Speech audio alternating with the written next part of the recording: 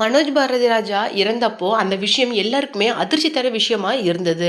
அவருடைய இறப்புக்கு முதல் ஆளா சூர்யா வந்திருந்தாரு. ஒரு பக்கம் சூர்யா அவரோட சூர்யா சீமான் அப்படின்னு சொல்லிட்டு எல்லாருமே பாரதி ராஜாவை தேத்த ட்ரை பண்ணிட்டு இருந்தாங்க.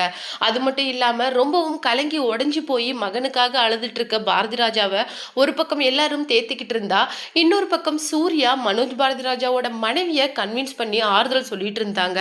கொஞ்சமாவது அழுங்க, கொஞ்சமாவது உங்களுடைய துன்பத்தை வெளிப்படுத்துங்க அப்படிங்கிற மாதிரி சொல்லிட்டு இருந்தாங்க.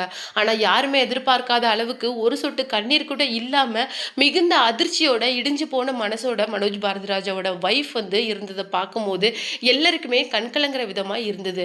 அவருடைய இறப்பு நடந்து இந்த ஒரு வருட காலத்திலேயே அவருடைய அப்பாவான பாரதிராஜாவும் இறந்தது திரையுலகத்தையே ஒரு அதிர்ச்சிக்குள்ளாக்கி இருக்கு. அது மட்டும் இல்லாம பாரதிராஜா, இளையராஜா இவங்க எல்லாருமே சிவகுமார் சாரோட ஃபேமிலிக்கு ரொம்பவும் நெருக்கமானவங்க. நட்பு ரீதியாக மட்டும் இல்லாம அவங்க ஆரம்ப காலத்துல இருந்தே உழைப்பு ரீதியாகவும் இவங்களுடைய ஃபேமிலி கூட நெருக்கமா இருந்திருக்கிறாங்க. அந்த வகையில ஆக்டர் சூர்யா கங்கை அமரன் சார் அவருடைய ஃபனரல்ல ரொம்ப பர்ஸ்ட் அவுட் ஆகி பேசின விஷயங்களுக்கு ரியாக்ட் பண்ணி பேசியிருக்காரு. அது என்ன அப்படிங்கிறத இந்த வீடியோவில் பார்க்கலாம். வீடியோக்குள்ளே போகிறதுக்கு முன்னாடி சிபி ட்ரெண்டிங்க்கு புதியவராக இருந்தால் மறக்காமல் சப்ஸ்கிரைப் பண்ணிடுங்க. பாரதி ராஜா சார் திரையுலகில் எத்தனை பேருக்கு உதவி செஞ்சிருக்காரு, எத்தனை பேரோட நிலைமையை தலைகீழாக மாற்றிருக்காரு அப்படிங்கிற விஷயம் வெகு சிலருக்கு தான் தெரியும். ஏன்னா அவரோட ரொம்பவும் நெருக்கமாக நட்பாக இருக்கிற ஒரு சிலருக்கு மட்டும்தான் அவருடைய சுபாவம் அப்படிங்கிறது தெரியும். எல்லாரும் சொல்லுவாங்க அவர் ஒரு ஷார்ட் டெம்பர், சடனாக கோவப்பட்டுருவாரு அப்படின்னு எல்லாம். அவருக்கு உள்ளே இருக்கிற அந்த தங்கமான மனசு அப்படிங்கிறது யாருக்கும் அதிகமாக பரிச்சயம் இல்லாமல் இருந்திருக்கலாம். ஆனால் எங்களுக்கு நல்லாவே தெரியும் அவருடைய மனசு எந்த அளவுக்கு ஒரு பொற்காசு மாதிரி அப்படின்னு சொல்லிட்டு அவருடைய இறப்புல இருந்து ரொம்பவும் எமோஷனலா பேசியிருக்காரு நடிகர் சூர்யா. அவர் என்ன சொல்லியிருக்காரு அப்படின்னு சொல்லிட்டு பார்த்தீங்கன்னா, மனோஜ் பாரதி ராஜாவோட அந்த இழப்பையே எங்களால் தாங்கிக்க முடியல.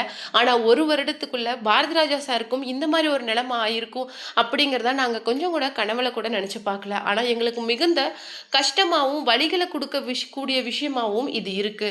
அது மட்டும் கிடையாது, நிறைய புதுமுகங்களுக்கு வாய்ப்பு கொடுக்கறதுல பாரதி ராஜா கை தேர்ந்தவர். இந்த முகம் இந்த படத்துக்கு சரியா இருக்கும் அப்படின்னு சொல்லிட்டு அவரால் மட்டும்தான் தேர்வு செய்ய முடியும். அந்த அளவுக்கு ஒரு லெஜெண்ட் அப்படின்னே சொல்லலாம். அது மட்டும் இல்லாம அவருடைய வார்த்தைகளா இருக்கட்டும், வசனங்களா இருக்கட்டும் எல்லாமே முற்போக்கு சிந்தனைகள் உடையது அப்படின்னு சொல்லிட்டு பாரதி ராஜா சாரோடைய அந்த வரலாற்று பின்னணியை பத்தி ரொம்பவும் பெருமைப்பட பேசியிருக்காரு. ஆனா அப்பேற்பட்ட ஒரு மனுஷனுக்கு கடைசி காலம் அப்படிங்கிறது இந்த அளவுக்கு துயரம் மற்றும் வழிகள் இருந்ததா இருக்கும் அப்படின்னு சொல்லிட்டு நான் கொஞ்சம் கூட எதிர்பார்க்கல.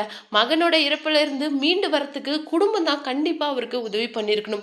ஆனா அப்பேற்பட்ட குடும்பமே அவருடைய இறப்புக்கு கொஞ்ச நாள் முன்னாடி வரைக்கும் அவரை கைவிட்டிருக்காங்க அப்படின்னு நினைக்கும் போது ரொம்பவும் கலக்கமா இருக்கு.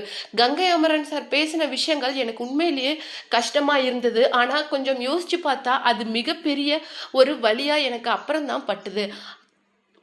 இதுநாள் வரைக்கும் தன்னுடைய கணவரை பற்றி சிந்திக்காதவங்க அவருடைய இறப்புக்கு மட்டும் திடீர்னு பார்க்கும்போது நண்பர்கள் குருநாதரா அப்படின்னு நினைச்சவங்க அவங்க மனசுலலாம் எந்த அளவுக்கு கஷ்டமாக இருந்திருக்கும் அப்படிங்கிறத என்னால் புரிஞ்சுக்க முடியுது.